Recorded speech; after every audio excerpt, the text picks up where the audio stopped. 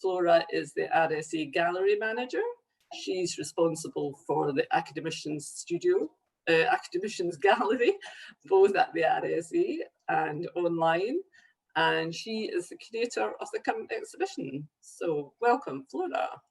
Thanks, Sheena. I'm going to start sharing my screen. One sec. Okay, great.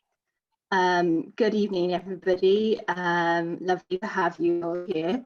I'm going to give a sort of really short introduction to the exhibition, and then we're going to go into a conversation with some of the exhibitors. We have 31 exhibitors in the exhibition, and a handful of them are here this evening. So we're really pleased to present this exhibition, Reduct. It's an exhibition which really centres on non-objective expression and how that remains relevant 100 years after it was first taken up by the avant-garde. And it focuses specifically on the interest in geometry in the recent history of Scottish art. So to give a bit of context to where the premise of the show came from, when we say geometric abstraction, this can be thought of as the creation of a pictorial reality built entirely from elemental geometric forms. So shape, line, pattern, and the practice of geometric abstraction can be said to have begun in the 1910s with Picasso and Braque deconstructing and reformulating space in what would become known as Cubism. And this language of geometric abstraction would be further defined by Piet Mondrian's work to create what he termed an absolute reality of pure geometric form. And in Russia, the language of geometric abstraction was taken up by Kazim Malevich.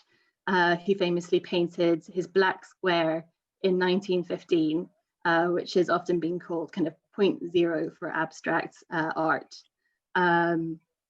And also Alexander Rodchenko and the constructivists, whose work, they worked in a really particularly austere language of abstraction, which reflected the modern industrial world.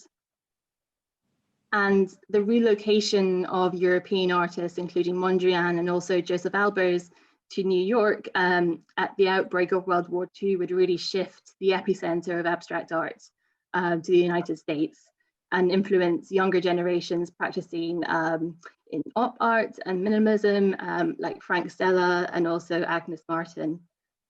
So Reduct, the exhibition, really grew out the question of how Scottish art engages with this history of geometric abstraction. Whilst the gestural kind of expressionistic abstraction as practiced by really significant Scottish artists like Robin Phillipson and Joan Nardley has long been considered perhaps a dominant style in Scottish art, the impactfulness, the simplicity, and the pared back elegance of geometric abstraction can also be viewed to simultaneously be a really compelling approach for Scottish artists. So with this in mind, Reduct was intended to show geometric abstraction to be not only a trend amongst younger artists, but also a tradition that extended through the latter half of the 20th century into the present day. And works by Eduardo Palozzi, Alan Davey, Jack Knox, Ian McCulloch, whose work you can see here on the right, and Philip Reeves on the left, works made in the 60s and 70s show how these international art movements shaped the face of Scottish art, specifically the influence of American post-war art and pop art. So I'm really pleased to be joined this evening by Jake Harvey, joining us from the Borders, Hetty Haxworth from Aberdeenshire, Lawless from Glasgow, and Louise Barrington from Orkney. And to start the conversation off, I think it'd be great if everybody can introduce their practice. So I think we're going to start with Hetty. So Hetty, if you could say a few words about just kind of summarising your practice really quickly, that would be great. Sure, I'm a printmaker. I work in several different printmaking techniques, kind of woodcut, etching and but mostly screen print and monoprint. I studied at Glasgow School of Art in 1990, which was a very long time ago now. I lived in Glasgow for years, but now I live in Aberdeenshire, and I make my prints in the DCA in Dundee, the print studio there. And my prints are inspired by the landscape around me. Great, thank you, Hetty. And Ros? Hi, I studied at the Royal College of Art in London, and I'm now based in Glasgow. I work between the Glasgow Print Studio and my WASP studio, where I'm here just now in Glasgow. The work is abstract and is rooted in architecture. Great, thank you, Ros. And Louise? Hello, hi folks. I'm Louise, I'm based in Orkney. I trained at Central St Martin's in textiles, and then I went to the Slade School of Fine Art where I was in the sculpture department. And my work being in Orkney is really influenced by the landscape here. And also I'm very interested in Japanese aesthetics and philosophies as well. So I kind of take a lot of that on board within the work that I make. Thanks, Louise. And finally, Jake. Hi, everyone. I'm Jake Harvey. I'm a sculptor, and I'm one of those sculptors who makes objects out of stuff. I studied sculpture at Edinburgh College of Art a long time ago, in 1966 to 72. And I live in the village of Maxton, which is in the southeast Scottish borders, where I've also got a purpose-built studio. I've worked with a variety of materials over the year, but currently it's the carving of stone that's my main passion. Thanks very much, Jake. So we're gonna sort of talk about some of the central themes to the exhibition. So to start with, a question which I think is really interesting when I think about any artistic practice who's working with abstraction is why an artist is drawn to abstraction as their means of expression. So perhaps Hetty, we'll come back to you. What do you think sort of draws you to make abstract work? I think I've always been interested in colour and light, really, and it's always been the most important thing to me. And when I was a kid, I had a series of marbles, and they were every colour of the rainbow, and I used to put them on a pot on a glass jar in my windowsill, and I would watch the light moving from one side of the window to the other, and I'd watch the shadows lengthen. And then I'd put them up to my eye and I'd look out my bedroom window, and it was amazing how you find that it acts like a filter. So, you know, if you put a blue one up to your eye, you know, the world turns, you know, fractures and turns cold, and then a red one, and you get all the warm tones. And you suddenly find how important colour is and how it kind of it affects your mood. And in the same way within abstraction, the colour for me is the essence of that, really. And always the yellow and orange were always my favourite, because they look like a permanently sunny day. Yeah, definitely. I think, yeah, your yellows and your oranges and your work are so vivid and strong. And I think it carries across the whole exhibition, that interest in colour. And I hope everyone who's listening this evening has been into the exhibition or is planning to go in, or if you can't make it in, we've got a really nice video on the website as well, which, you know, gives you some sense of walking around and seeing the work in situ. But that's one of the things that I think comes across immediately. It's kind of like an explosion of colour. Ros, colour is obviously really important to your work as well. Do you want to speak about that? Yeah, I mean, like, colour was always a kind of intuitive thing with me. I think there's no time that I can't remember that colour was always kind of at the forefront of everything that I was doing from a very young age. There was always for me, it was always the Impressionists that I was always looking at. So whether it was trips to national galleries in London and so on, and seeing Seurat and just being kind of like overloaded with the colour, Yeah. In terms of abstraction and kind of how I went there, there was a pivotal trip to New York when I was about 21. And I think immediately something happened in terms of your mind's eye just, you know, looks at the space in between. It kind of, you know, it recreated something, whether it was, you know, fire escapes, buildings, the kind of immensity of a kind of New York skyline and buildings kind of sitting on top of each other. And as a screen printer that's, somebody who's worked mostly in screen printing, it's kind of evolving all the time and painting, drawing and so on, etc. A lot of frottage at the moment. But yeah, in terms of screen printing being about layers and these buildings being about kind of layerings, and I think, yeah, that definitely sticks out as when I was taking photographs, when I was traveling about New York. That was like my first time out of Scotland, I suppose, and that just immediately became abstracted in my eye, and I didn't kind of go back to drawing a building maybe, or like a kind of representational image. When I got to the RCA and the kind of all the kind of theory behind abstraction and so on, and why you take something from a representational state into abstraction, that became like the big question. And it was quite nice to finally get to kind of maybe halfway through first year or second year, I can't remember, and have that talk about it's okay just to say abstract.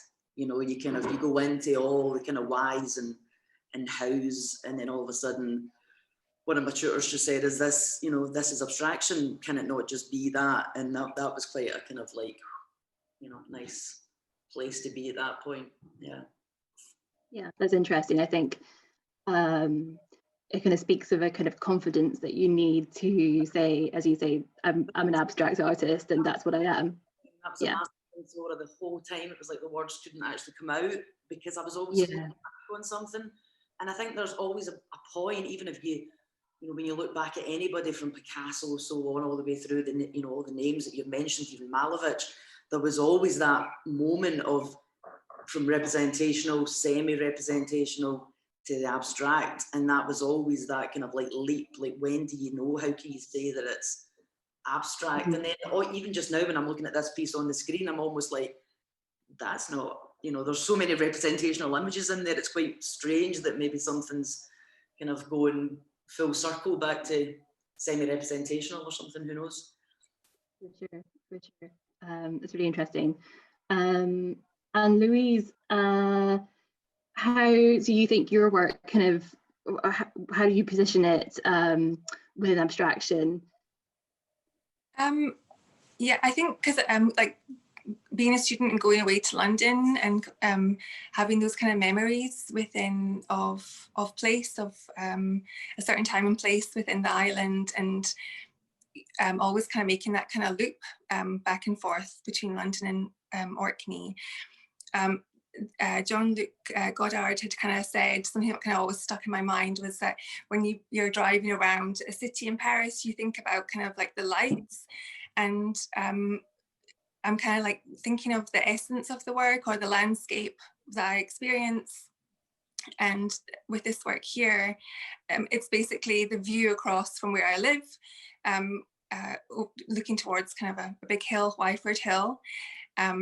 So it's just kind of really taking away the essence, the lines of the landscape, and then kind of making them into a 3D form. So colour is really important to me. I do a lot of natural dyeing. I wanted to work with the landscape and kind of have that held within the works as well. The colours are slightly always kind of a bit more diffused. I'm really interested in a Japanese aesthetic called ma, which is the space in between things. So the space between a musical note or in a conversation, the silence. And the in-between times here, like in the morning, like twilight, dusk, dawn, and it's Gremlins in Orcadian dialect. I think those are really interesting times and kind of energetic times. So I wanted to kind of try and kind of capture that within the dyeing process. Absolutely, and I think for anyone who's been to Orkney, your work just beautifully captures the sort of the light, and as you say, there's in between times, the morning and the dusk, and the subtlety of this work. It's just beautiful, really beautiful. Yeah, and I think that the light and the shadows within the landscape are really interesting. So with these works, it's kind of a balance in between textiles and sculpture or painting, how I've presented this work, and with the kind of shadows cast, and if it's depending on the space, if it responds and reacts to natural light, then they're kind of always in flux and changing, like the landscape, what I'm kind of seeing from where I live. I overlook Scapa Flow, so it's like a constant moving image of colour and sky and sea and birds, and yeah. I think that comes across really strongly in the work, absolutely. And Jake, coming to you, obviously abstraction is a really crucial central point of your practice. How have you come to that point in your practice? I can't hear you very well there, Flora. So tell me if you can't hear me again. Abstraction is a really central part of your practice. Right. Why do you think you've come to practice in this way? Oh, right. Okay. Well, I suppose actually in the beginning, I became very influenced by the landscape that I kind of lived in all of my life, and that led me really to appreciate some of the indigenous architecture around. And things that I could give as an example are the iconic building, which is Smailham Tower, which is a very short distance from me, and somewhere like Hermitage Castle. And from there, I began to explore much further in Scotland, a lot of the, I suppose, archaeological sites that I was interested in, and went across to the west to look at the kind of pre-Christian monuments at Whithorn, up to Argyll, to Carmarthen, to look at the cup and ring mark stones, and to Meagle and Aberlemno, to look at the kind of Pictish stones, discovered those wonderful carved stone balls of Scotland, which have mainly been found in the northeast. I think one in Orkney as well. The standing stone sites, in particular Callanish, and I mentioned Orkney, which is absolutely fantastic from an archaeological perspective, and Shetland, that wonderful great Musa Broch.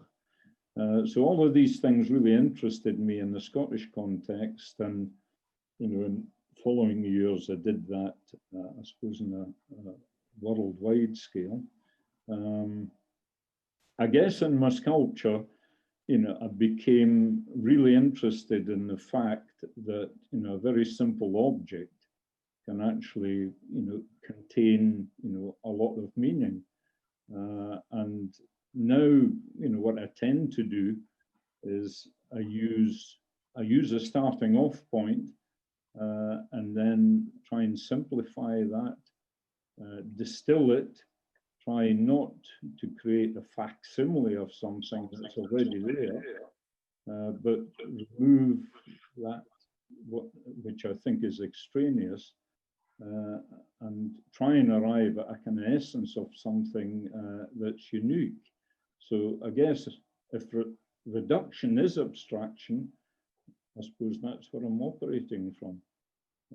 Reduction is there, but there's also addition for me, in that I'm kind of interested in trying to get a kind of beauty and a sensuality into the work.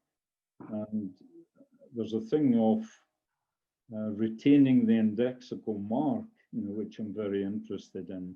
And what I mean by that term is valuing that kind of trace of the maker in the work, because I think it introduces a kind of embedded memory into the pieces. So basically, that's some of what I'm about. Yeah, that's really interesting. And I think for everybody who's been to the gallery and seen this work, I don't think anyone would deny that it is very beautiful, Jake. And the texture of the stone has this, as you say, has this amazing sensuality to it, and it's very kind of visceral work to experience. And would you say, Jake, that the materials that you choose to use are intended to tie your work in some way to the land, and you choose to work in those materials because of a proximity to the landscape, perhaps? Yeah, that's I'm kind of fascinated by this kind of geological term of deep time, and how in looking at and within stone, you might actually be looking at something that's not only millions of years old, but it might be billions of years ago that it was formed. So that the material you're working with, in a sense, has already been shaped, and it's been, maybe initially deposited or spewed out and fused, then eroded and gouged and buckled and formed through eons of intense heat, weight, wind, water, and maybe ice action. So for me, the activity of carving is just another form of shaping stone. In a way, it's a bit like, erosion or wearing away. And the very activity of carving is shaping through a reductive process. So you arrive where you want to be actually by taking something away. Yeah, absolutely. And just as I asked that, there was a question from the audience actually about the landscape, that you've answered that, which is brilliant. Perhaps Hetty, the landscape seems really essential in your work as well. Would like to talk a little bit about how your local landscape influences your work? Yeah, sure. I moved to Aberdeenshire about 10 years ago. And when I moved here, I couldn't help but be influenced by it. The skies are huge. The whole place is kind of like full of colour, and particularly the changes of the seasons, the changes in the colours of the seasons go on. And the light, sometimes the clouds, the sky's full of clouds, and there'll be a chink in the cloud, and the light will come through, and it will just hit a section of the landscape, and that will suddenly be transformed into some kind of really intense colour. And it's kind of, that's what really interests me, because the next day you go back and there's nothing interesting about it. It was just a trick of the light, and it was just in the moment. And for me, like particularly in winter, for example, when snow covers the land for months at a time, and then the shadows of the barn, of the farm buildings are kind of go to this deep, deep blue, and then the crisscrossing of the pylon lines look like etched lines in the white. And it kind of forms a geometric study all on its own without you having to impose anything on it. And the same in springtime when the daffodils come out, because there are tons of daffodils around me. And this really intense, this beautiful yellow suddenly appears, and then the oilseed rape is another yellow, and then the gorse. And it's this interplay between the three yellows that informed this piece of work. And it's just the beginning of spring, and it's kind of, the joyful mood that it brings with it. But I find when I found what I'm interested in the landscape, I then extract the elements, just like the other two were saying, and I make multiple studies. And so I find that the lines come from the kind of rigid lines in the field, and the furrows and the tractor lines. You find so many lines everywhere, and then the shapes from the farm buildings and the fields and the textures, depending on what it is that's being grown at the time. And it's the distillation of this, trying to capture the essence of the quality of the landscape. But the most interesting thing for me is I start off with something external, which for me obviously is landscape, but I end up with something internal. It's when I stand in front of a finished piece that I've just made, I'll have a direct response to it. It will, I'll get kind of an emotional response to what I've just finished. And then I kind of know that I finished. So it starts with the external, and then it finishes with the internal. And it takes me right back to the moment that I saw those colours and those shapes, and the kind of the feeling that I had when I was there. So that's the essence of what I'm trying to get in my work. That's really interesting. Thank you, Hetty. And Ros, I guess your work is also to do with the landscape, but more of an urban environment. Do you want to sort of talk about how your work is related to urban spaces? I'm slightly opposite almost of the other guys. Yeah. Because I always want to get away from my own surroundings to kind of, to understand again. I've always had this thing of when you live somewhere for a while, you kind of stop seeing it because I can almost do the route to work. I almost do it with my eyes shut, you know, the route to my studio. I don't have to look anymore. And I think because I moved about a little while during my studies, there was just always such excitement of being in a new space, and that new space of, it was an architectural space of a city, whether it was Aberdeen or London or somewhere else. And managing to have a few residencies over the years has always just kind of had that need to be in a new space, a new surrounding environment. And I think that kind of maybe it ties into the work within printmaking as well, of the kind of the hands-on, the journey of making a print through many stages. Screen printing, for example, is very kind of, there's lots of separate parts to it.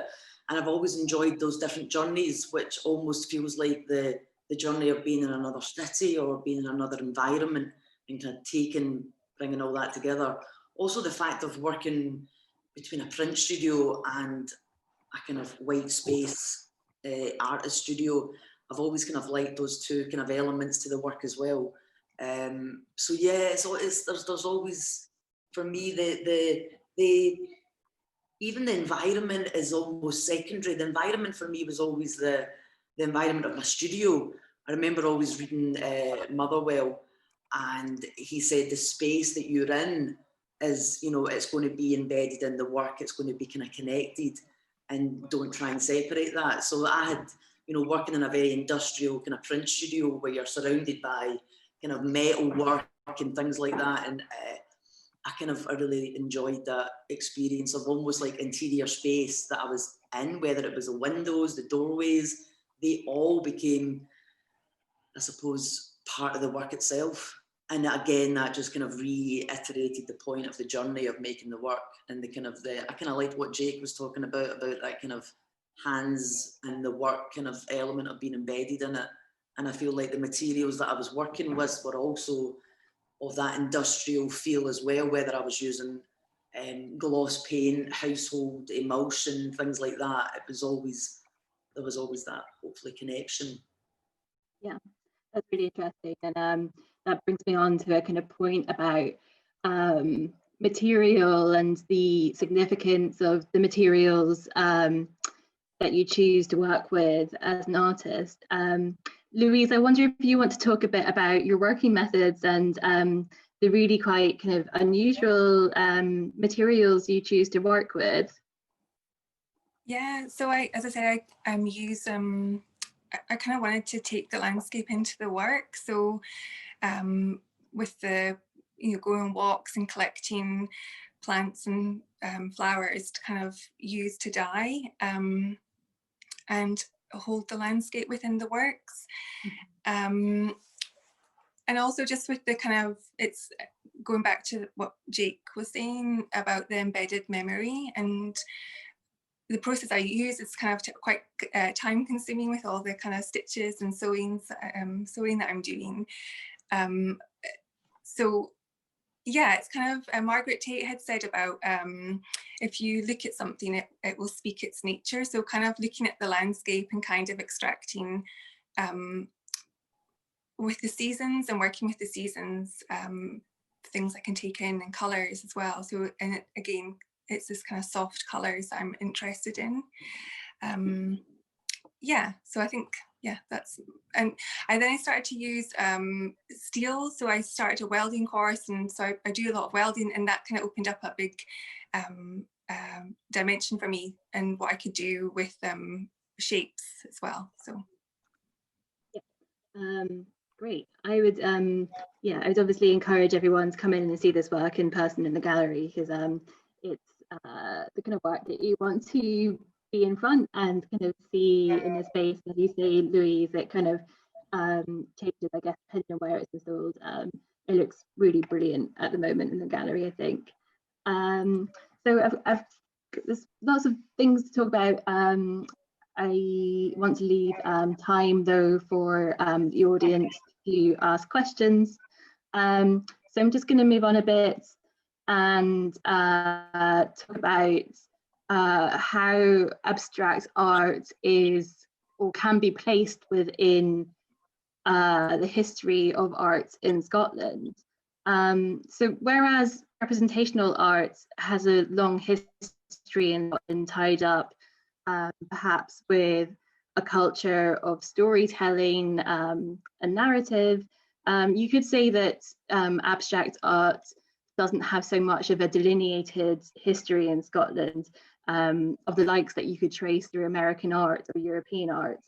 But when we look at art, some of the artists, you know, that are on exhibition in Reduct, like Barnes Graham, like Alan Davey, like Philip Reeves, you can sort of start to trace what I would call as this kind of tradition of abstraction in Scotland. And so I think my question really is for the artists here this evening, do you think that abstraction, and particularly geometric abstraction, is a mode that's becoming perhaps increasingly relevant for artists working in Scotland? It's perhaps a kind of movement that I see kind of picked up, you know, through emerging artists at the moment. So Ros, perhaps do you have a opinion on that, whether abstraction is more relevant now perhaps, or do you think it's perhaps less relevant? I would probably say it's maybe not more relevant, but it's definitely very relevant. And I think it's some, as a kind of part-time lecturer at Annie's Land College, it's something that over the years I've saw just kind of almost grow quite more, and it's kind of at the forefront of what students are maybe, like you said, experiencing. And there was an interesting article that I was reading about pop abstraction, which is something that's been kind of not mentioned a lot in kind of the UK or in Scotland, but it was an art critic called Lawrence Alloway that kind of coined the term. And I kind of, when I started to read about it and think about it and how pop abstraction can be about, you know, tracing it back to kind of American abstractionism or abstract expressionism, the largeness of the canvases and the fact that they used colours that were maybe like somebody was talking about the menthol green of a cigarette packet or something, and all these things were taken from, you know, culture. So I thought that was quite interesting, and I think even in today, people are kind of tying both of the kind of pop element of cultural into abstraction, and we're getting something kind of, you know, maybe even it's created another kind of category almost, possibly.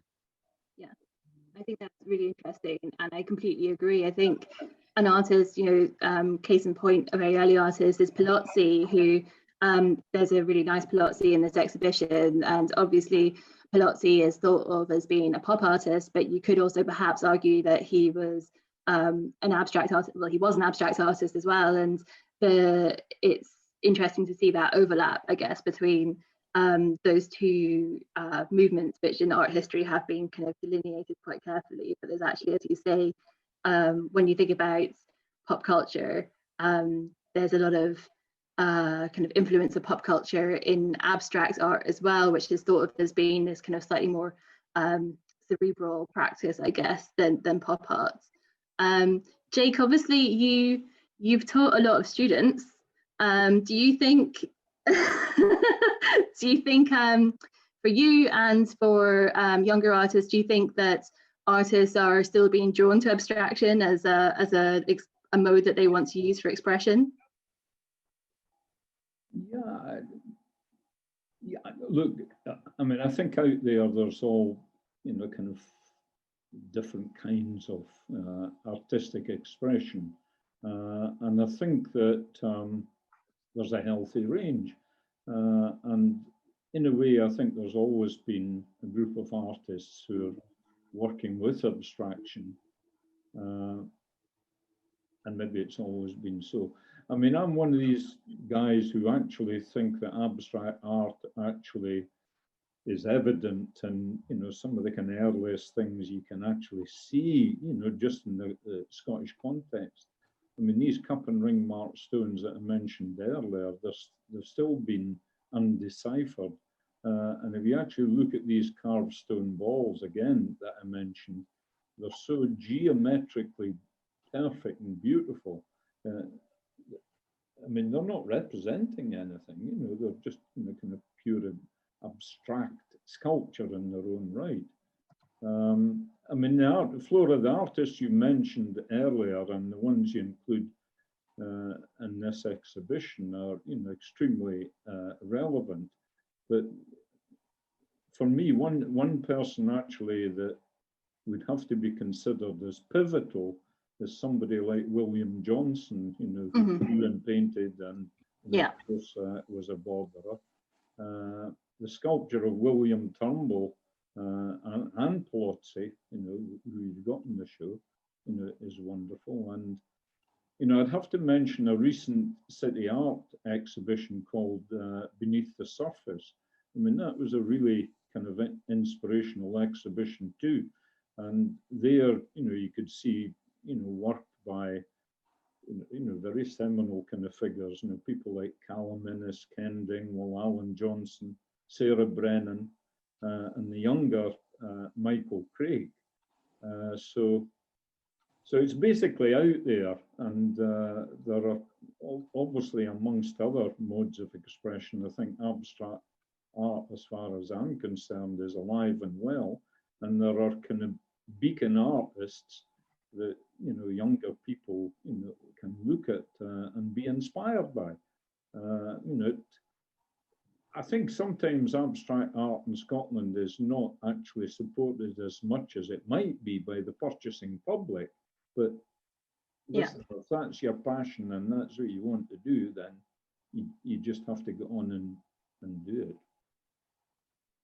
Yeah, I think that's a very good point, that the market in Scotland doesn't necessarily support abstract work, or at least geometric abstract work, as much as it does more kind of this sort of gestural expressionist abstract abstraction. But I think perhaps there is a slight change, a slight kind of movement, a slight kind of more confidence of the public, I'd say, perhaps, in my limited experience in the gallery. I think it is beginning to be embraced a little bit more easily, and it is now for more people the kind of work that they want to have in their homes. That's what I'd say, tentatively at least.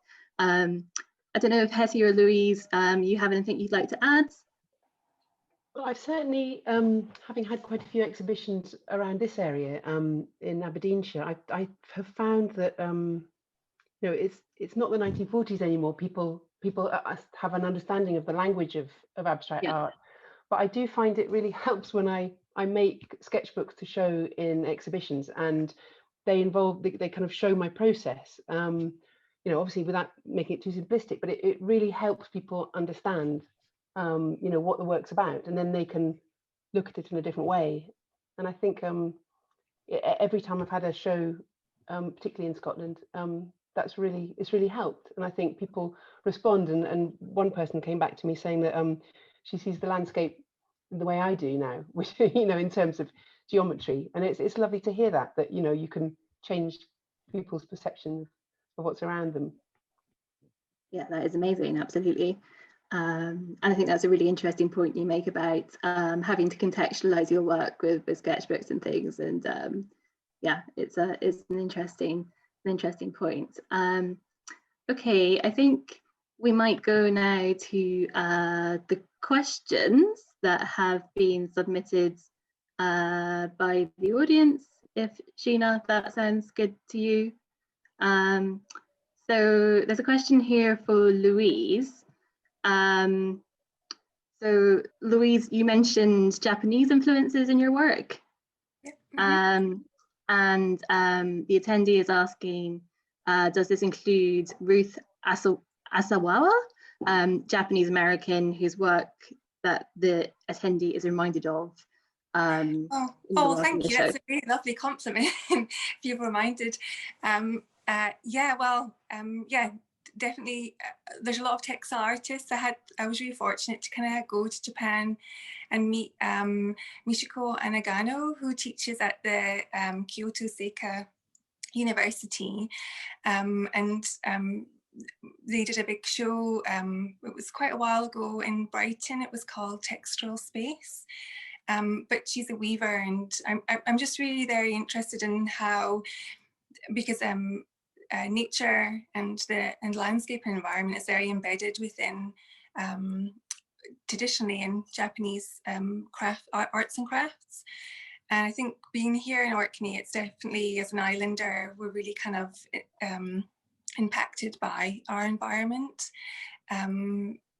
So yeah, there's a lot of big influences with Japanese textile artists, definitely. Louise. And Hetty, there's a question specifically for you, which is, could you please say a few words about your pieces which incorporate acrylic and perspex? Oh, yeah, sure. Like this one behind me, I think you can just about see it. Well, I've always been really interested, and I've always loved the work of the St. Ives artists, Barbara Hepworth and Ben Nicholson, and the seeming simplicity of their work. I love the way she kind of takes elements of the landscape, and I love the stringing lines that that she has in a lot of her sculptures. In fact, she even said, a quote from her was, "I very rarely draw what I see, but I draw what I feel." So after looking at a lot of her work, I kind of took the elements of the landscape. My prints were getting more and more three-dimensional in look, and I decided to make a construction. So I decided to make painted reliefs instead. So I used a backdrop of perspex, and then the painted relief, and then I kind of strung up the pylon lines that you can kind of see kind of here like that. And I just really enjoyed playing with the materials, rather than in print, rather than using different print techniques, just combining different media just to make a whole, something different, something tangible, that for me conveyed everything I was trying to get to in my prints. I hope that explains it a little bit. Thank you. I always think it's interesting how many printmakers also work in collage. So there's sort of similarities, and the kind of what you were saying was about the kind of how you print in layers, obviously, and there's a kind of constructed element of it. There's a question. I don't know if you've answered that question, Ros. Oh, you've answered that question about where in the world you gained the most inspiration. And I don't know if you want to talk any more about that for everyone. Quickly mention the residency I was on last year in Salzburg, just because, again, talking about those different influences of different cities, different places that kind of just turn around your thinking, and that was quite an interesting moment to be in Salzburg, in a city that I never really thought about I would ever be in, and then all of a sudden to be working in a fortress.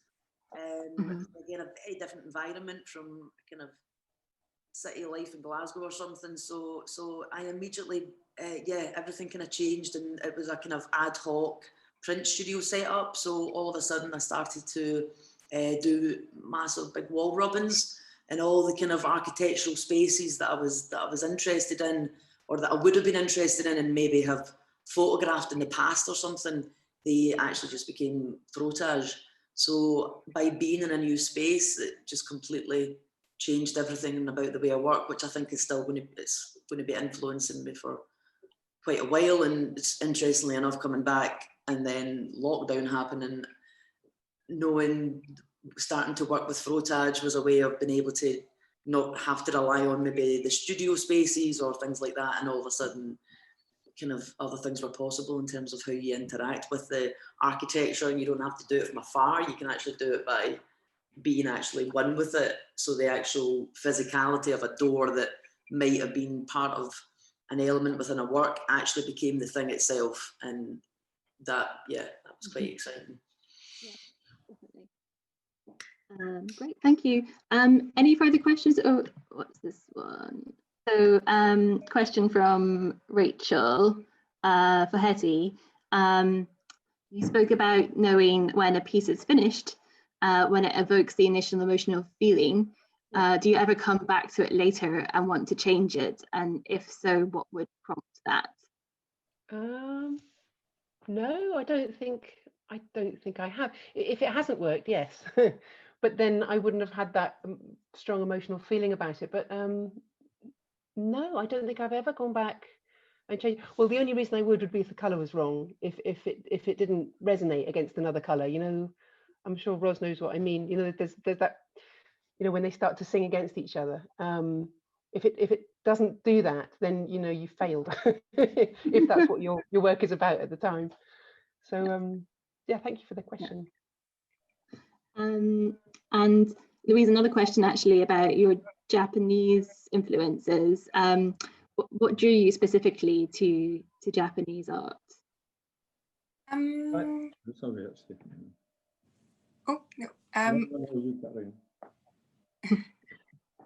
Well, it's really beautiful and interesting subject matter. As I said, I've been to Japan. My sister-in-law is Japanese as well. Not that that's anything. What kind of made me, yeah, just the aesthetics of it, and the philosophies behind, and how they view the seasons as well, and how it came in this kind of in-between play with the outside and the inside, with the tea rooms. So there's lots of kind of really big kind of draws me to Japan. Yeah, I thought that was really interesting what you said earlier as well about kind of Orkney as an archipelago and Japan as an archipelago, and kind of the positioning of island life, I guess.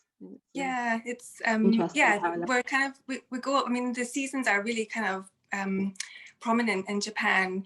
With here, their summer is very short here, but we definitely are kind of like live within that kind of circle of the seasons. Well, we all do, but we really feel it kind of here on the islands. Mm-hmm.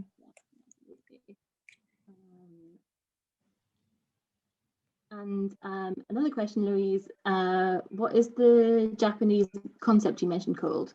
It's Ma, which is M-A. So it's kind of like, as I say, it's the space between, it's the two markers, and it's the space between two markers. So you could be within architecture, within music, or within a conversation. Yeah. Great, thank you.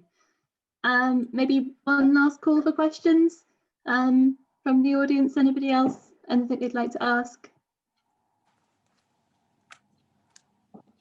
No, as I can see, I don't know if Sheena,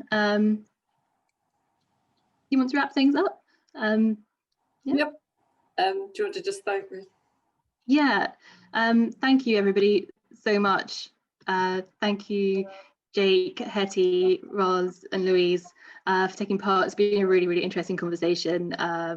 So thank you for joining us this evening. I guess one of the silver linings of the current situation is that we can all join and have these conversations from our living rooms rather than having to make the journey out on a cold evening. So it's really lovely to see you all. Thank you so much.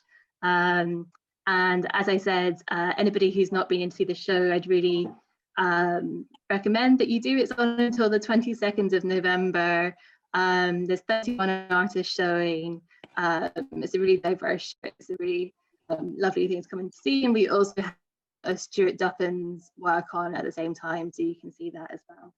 And you can book via our website. Thank you, Flora. I'd just like to say thank you very much, Flora, for leading the discussion tonight. And just before we go, can I just mention for those of you who are friends, we still have two live at our academician studio events between now and Christmas. The first with Mary Bourne and the second with Henry Kondraki. And for those of you who are not friends, membership is both a really good way to support the work of the RSE, and it allows you to attend a really interesting programme of events. So do head over to our website. There's information there about all the events and about Friends membership.